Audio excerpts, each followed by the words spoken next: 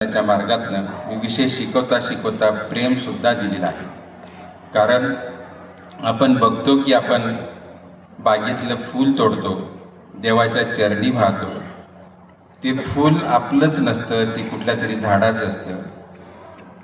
ते झाड पण आपलं नसतं, ते एखाद्या बागेतलं असतं. ती बाग पण आपली नसते, ती एखाद्या शेतकऱ्याची असते.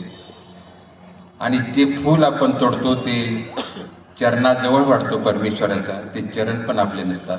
आपल्या मालकीचं फूल पण नाही, आपल्या मालकीचं चरण पण नाही, तरी पण आपण हा नित्यक्रम करत राहतो.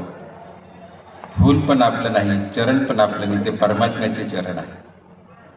मग विचार येतो, परमात्म्याला एकच पाहिजे असतं, तू जरी फूल तोडून आणलं, तुझा काहीच संबंध नाही. त्या फूल झाड लावणारा वेगळा आहे, ती माती वेगळी, ती बाग वेगळी, तो शेतकरी वेगळा आहे. तू फूल तोडून मला वाहतोय, पण तू तुझ्या जीवनातलं मला एक प्रेमपुष्प वाहिलं का, ते फार महत्त्वाचं आहे.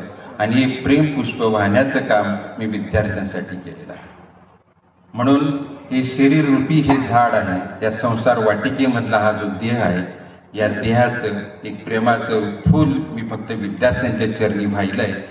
त्याच्यामुळे आज असंख्य विद्यार्थी माझ्याप्रती एक आदर व्यक्त करतायत. फक्त प्रेम केलं त्या विद्यार्थ्यांवर म्हणूनच हे आहे.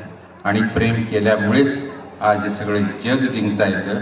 कारण युद्ध करणाऱ्या कृष्णाला कोणी लक्षात ठेवलेलं नाही, कानावर प्रेम करणाऱ्या कृष्णाला लक्षात ठेवलं आहे. म्हणून आपण प्रेमानेच वागलं तर राधाकृष्ण, कृष्णाच्या नावाच्या जाण्यापर्यंत अगोदर राधेचा विचार करावा लागतो. तिने त्यांनी प्रेम दिलेलं आहे. असंख्य प्रकार